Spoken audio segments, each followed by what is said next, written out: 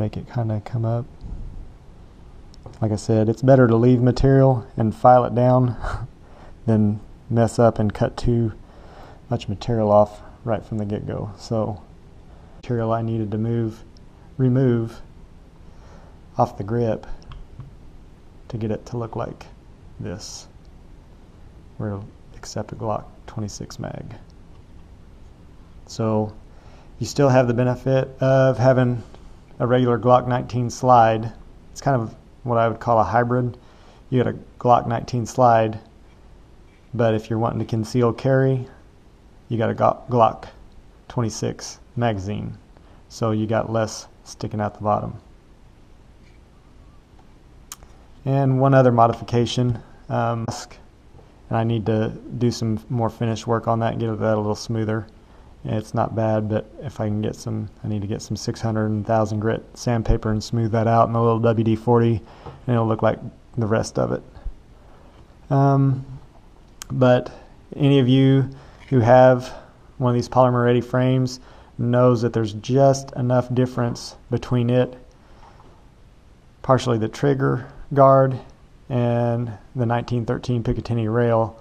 There's just enough difference that these are really hard to go in a Kydex holster, not fit in a Glock 19 holster. So as you can see, I rounded that one off. That was before and that's after. And it seems like any of my Glock 19 holsters, this fits in a lot better now.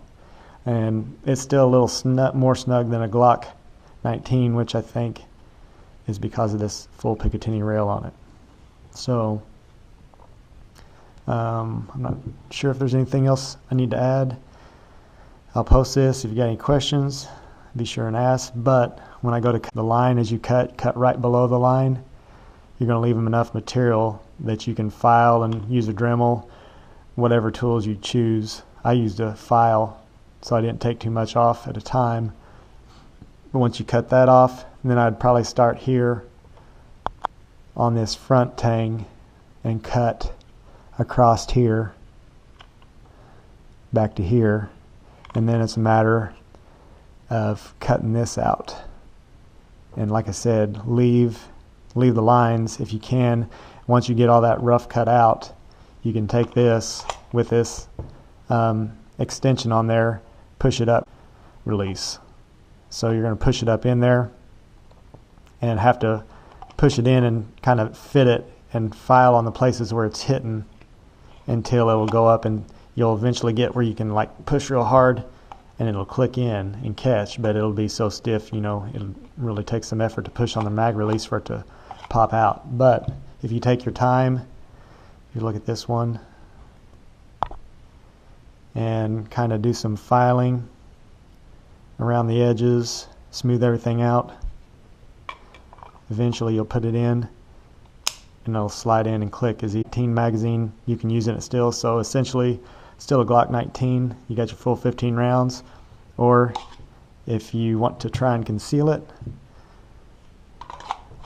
you can go to the 26 mag, and it's that much shorter, which this has got a grip extension on it. The Glock base plate, actually the factory Glock 10 round base plate for a 26 mag is actually right there, so you can see how much of a difference that makes from that to that. It's that much longer. So if you're trying to conceal it, you're getting rid of quite a bit. So you're actually getting rid of that much mag and butt on the end of your grip on your frame. And as a disclaimer, if you try and do this yourself and you mess up your frame, I'm not responsible. I'm sorry. Hopefully if you were considering doing this, like a lot of guys said, I'd love to try this on one.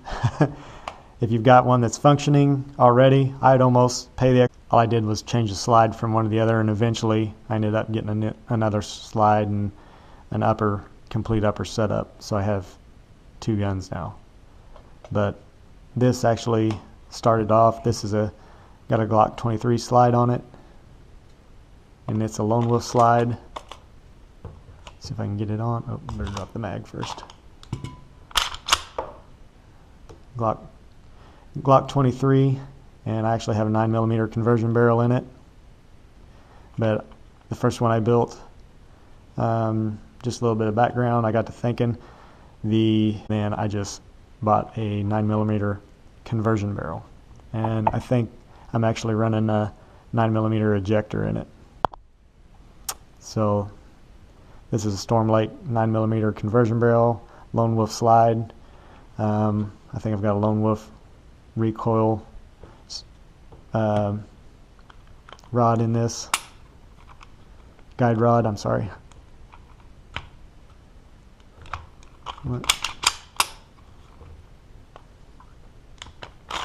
Yeah,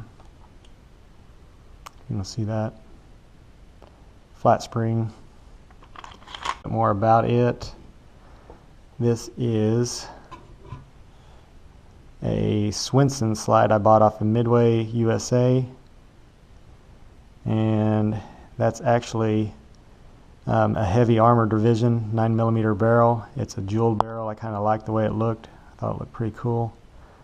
And I think, I'm not sure, this isn't a Lone Wolf. This is a regular Glock flat spring, and this is another stainless guide rod, but it's not a Lone Wolf one. I bought it just the guide rod by itself and put it. This is what it looks like. You can see how short it is. Just 2 fingers and my pinky swings under it, unless you get a mag with a grip extension or an X grip extension.